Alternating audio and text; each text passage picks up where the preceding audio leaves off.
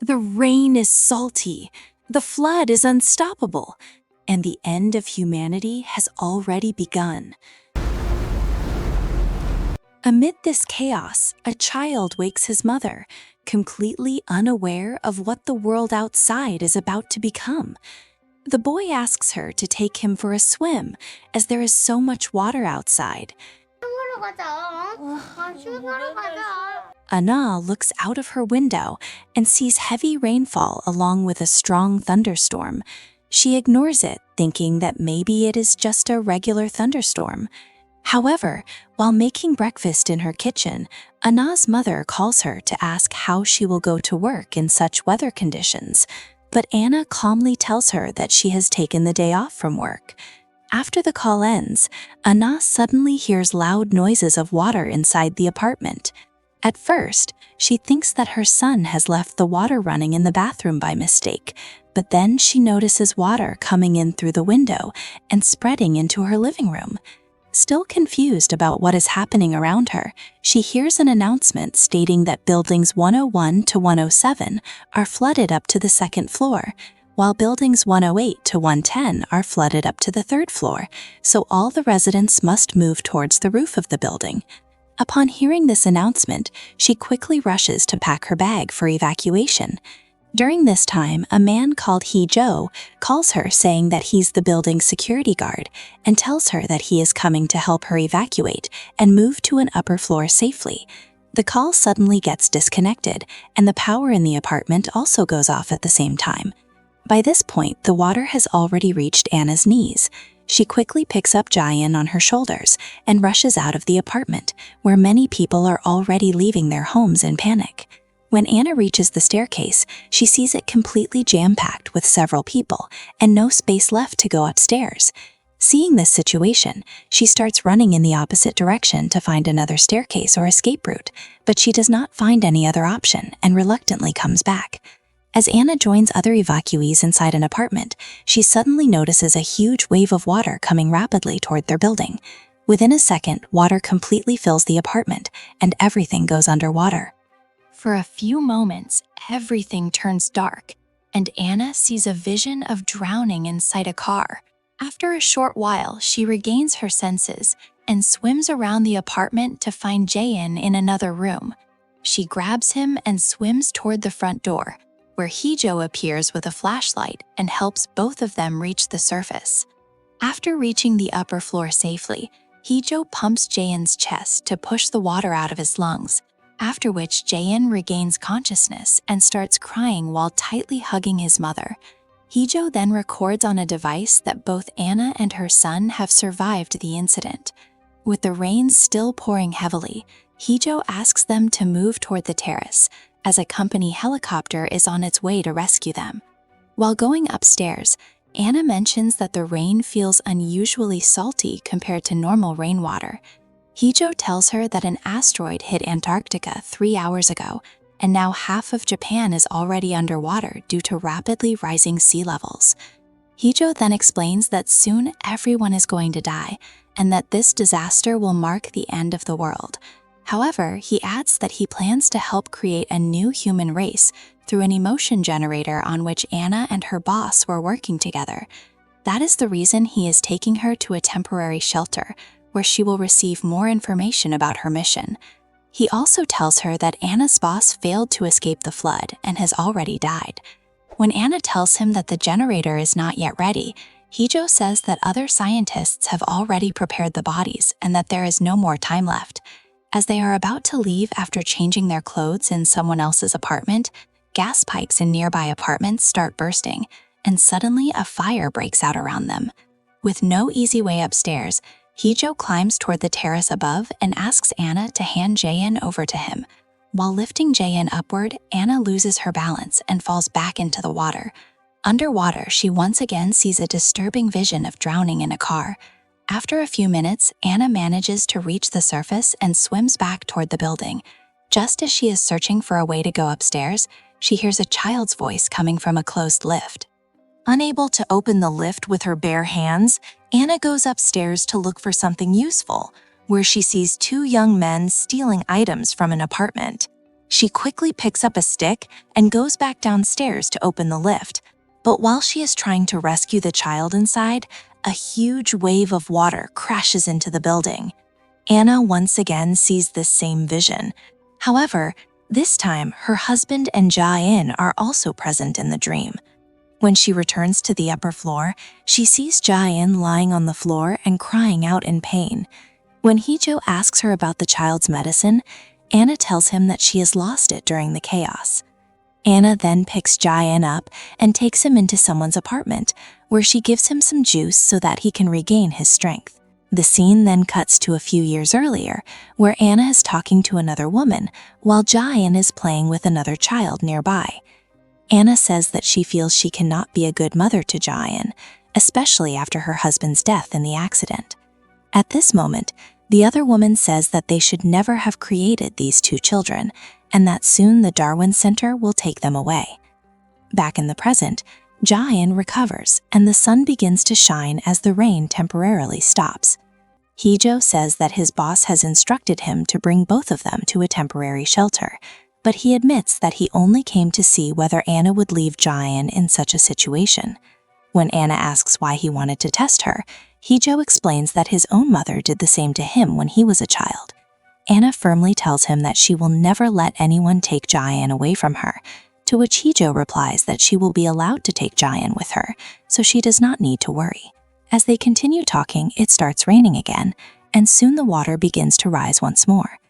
All three of them reach the top of the building where a helicopter is already waiting. Hee-jo again makes a recording, stating that he has successfully handed over Anna to the Darwin Center officials, and that she will now be taken to a temporary laboratory to complete her research. After the recording ends, guards forcefully take Jae-in away, saying that he belongs to the Darwin Center, and that after reaching the laboratory, all data will be extracted from him for research purposes. Seeing this, Anna runs to Hee-jo and reminds him of his promise, but he tells her that nothing can be done and that she should say goodbye to her son. Anna desperately begs the officer to let Jae-in go, but he explains that Jae-in was a successful model and is needed to create other humans. He also states that everyone else will remain behind and die, and that only Anna will leave for the laboratory. The guards then inject Jae-in with something and extract all the data from him. After this incident, Anna leaves Earth in a rocket along with several other scientists. She is briefed about the Great Flood and how the people on the rockets are the only remaining survivors of the human race. During the briefing, an asteroid suddenly hits the rocket, killing everyone on board instantly. In the next scene, Anna once again wakes up in her bedroom. She sits up and sees water surrounding her bed, while Jae-in tells her that water started coming in while she was asleep. Soon after, her phone rings, and it is Hee-jo asking her to go upstairs toward the roof. Carrying Jae-in on her shoulders, she rushes toward the stairs, only to find a massive crowd blocking the way. As Anna runs toward another staircase, a huge wave engulfs the building. She manages to reach the surface again and gets Jae-in onto a terrace, but when she climbs out of the water herself, Jae-in is no longer there. She desperately searches for him and soon sees him swimming at a distance. She jumps back into the water, but Jae-in disappears as even more water rushes in. Suddenly, everything freezes, and in the next scene, Hee-jo is seen pumping water out of Anna's lungs. When she regains consciousness, he sends a message to the officers saying that Anna has survived, but Jae-in is missing. Anna immediately starts searching the building for Jae-in, while Hee-jo follows her and tries to stop her. When he fails, Anna snatches his gun and points it at him, demanding answers about her son.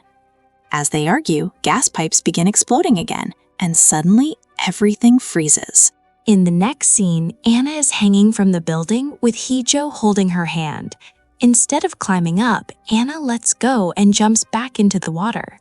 Back inside the building, Anna reaches the lift again, where a child is trapped inside. As the water continues to rise, she goes downstairs and encounters the two thieves once more. She grabs a stick and manages to open the lift door, rescuing Jisoo. When Anna asks about Jae-in, Jisoo tells her that she saw some men taking him away. Anna rushes outside to look for her son. While walking down a corridor, she hears noises from an apartment, triggering another vision in which one of the thieves drags her across the floor after hitting her with a hammer. Snapping back to reality, Anna enters the apartment and confronts the thieves. They attack her, and one of them tries to choke her to death, but Anna manages to hit him with a hammer. The other thief strikes her again, but Hijo arrives in time and saves her. After questioning them about Jayan, Hijo throws both thieves out of the building into the water below. When Hijo tells Anna that a team is coming to find Jayan and that she should go upstairs, Anna refuses and continues searching on her own. She suddenly remembers a drawing Jayan had made on her phone, showing a helicopter behind her. There were hundreds of such drawings saved. Realizing something important, Anna rushes to her apartment cupboard, but guards grab her and sedate her. Hijo tells her that he will wake her up on the terrace once Jayan is found, after which they will take him away. As the guards put Anna into a bag, she weakly tells Hijo that they have already met before. This statement alarms him, but the guards stop him and say that his job is done and that his boss wants him back on the roof immediately.